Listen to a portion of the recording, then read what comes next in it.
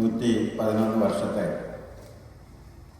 പ്രവർത്തന പാരമ്പര്യവുമായിട്ട് ഇന്ന് 6ാം പിറന്നാൾ ആഘോഷിച്ച് 7ാമത്തെ വർഷത്തിലേക്ക് കാലുന്ന രൂപീകൃതമായിട്ട് 6 വർഷം പിന്നിടുന്ന കേരളത്തിൻ്റെ സ്വന്തം ബാങ്കായ കേരള ബാങ്ക് തറവാട്ടിലെ എല്ലാ അംഗങ്ങൾക്കും ഈ ആഹ്ലാദവേളയിൽ ഞാൻ സ്നേഹ ആശംസകൾ നേരുന്നു.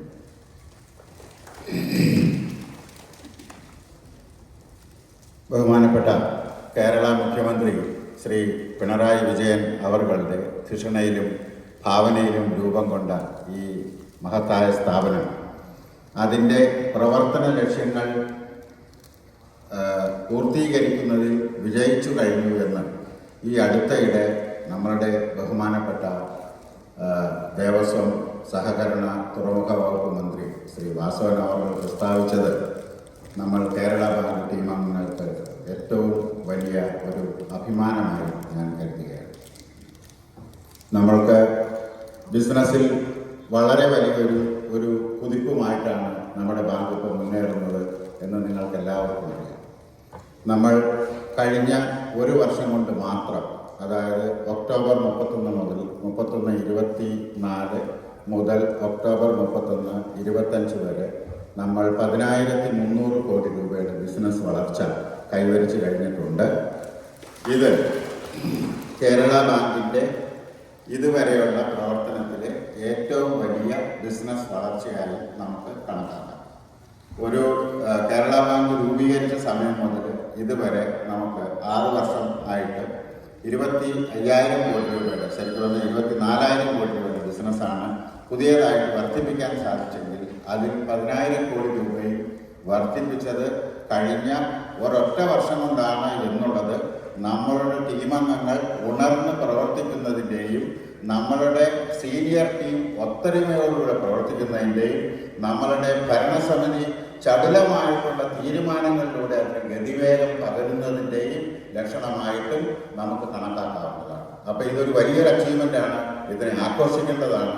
ബിസിനസ്സിൽ നമ്മൾ 1,25,000 കോടി രൂപ എന്ന മാജിക് നമ്പർ അച്ചീവ് ചെയ്യാനായിട്ട് ഇനി വളരെ കുറച്ച് കോടികളുടെ മാത്രമേ വ്യത്യാസമുള്ളൂ. എൻ്റെ നോട്ടത്തിൽ 10,000 കോടി രൂപയല്ല നമ്മൾ ഒരു വർഷം വർദ്ധിപ്പിക്കേണ്ടത്. എൻ്റെ നോട്ടത്തിൽ നമ്മൾ വർദ്ധിപ്പിക്കേണ്ട അതിൻ്റെ ഇരട്ടിയായ 20,000 കോടി രൂപയാണ്. ഏകദേശം 20,000 കോടി രൂപ ബിസിനസ് വർദ്ധിപ്പിക്കുമ്പോൾ 20% വളർച്ച എന്നുള്ള ആ ഒരു വളർച്ചയുടെ മാജിക് നമ്പർ മറ്റ് ഏറ്റവും വലിയ ധനകാര്യ സ്ഥാപനങ്ങളും ഏറ്റവും എഫിഷ്യൻ്റായിട്ട് വർക്ക് ചെയ്യുന്ന സ്ഥാപനങ്ങളും വളരുന്നത് 20%. ബാങ്കിങ്ങിൻ്റെ മോഡലായിട്ട് കരുതപ്പെടുന്ന HDFC ബാങ്കിനെ ഒരു കാലത്ത് അറിയപ്പെട്ടിരുന്നത് 20% ബാങ്ക്. എല്ലാ വർഷവും അവർ 20% വെച്ച് വളരും. അപ്പോൾ നമ്മൾക്ക് ഒരു 10,000 കോടി രൂപ എന്നുള്ള മാജിക് നമ്പർ എത്തിയിട്ട് അടുത്ത 20,000 കോടിയിലേക്ക് കൂടി വളർച്ച നമുക്ക് എത്തിക്കാൻ കഴിയണം. അതിനുവേണ്ടി ഈ ഹെഡ് ഓഫീസിലുള്ള എല്ലാവരും, നമ്മളുടെ എല്ലാ ടീമംഗങ്ങളും ശ്രമിക്കണം എന്ന് ഞാൻ നിങ്ങളെ ഉദ്ബോധിപ്പിക്കുന്നു.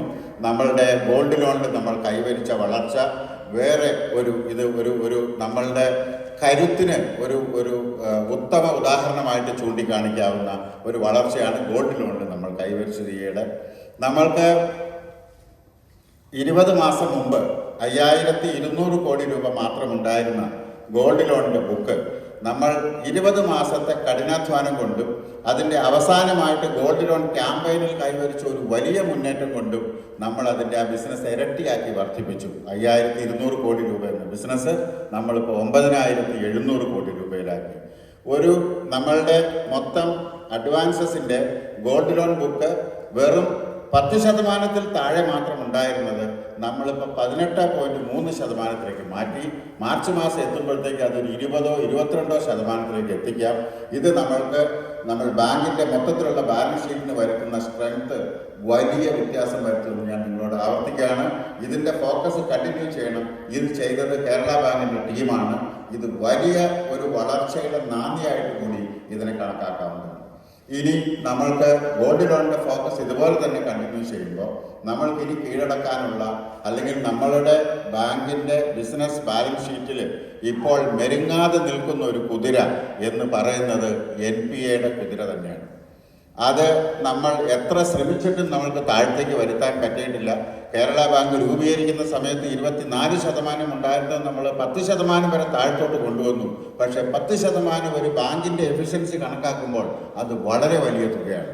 അപ്പോൾ അത് കുറച്ച് ഈ വർഷം അത് 7% എത്തിക്കണമെങ്കിൽ നമ്മൾ ഉദ്ദേശിച്ച എല്ലാ ക്യാമ്പയിനുകളുടെയും അശ്രാന്ത പരിശ്രമം ചെയ്യേണ്ടി വരും.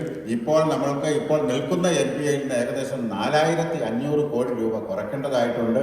അത് കൂടാതെ തന്നെ നമ്മളുടെ മിഷൻ 600 റിക്കവറിയും മുന്നോട്ട് നീങ്ങേണ്ടതുണ്ട്. റിക്കവറി 600 കോടി എത്തിയാൽ മാത്രമേ നമ്മൾ ഉദ്ദേശിച്ച പോലെയുള്ള ഡിവിഡൻഡ് ഈ വർഷം കൊടുക്കുക എന്ന സ്വപ്നത്തിലേക്ക് ബാങ്കിനെ അടുപ്പിക്കാൻ പറ്റുള്ളൂ.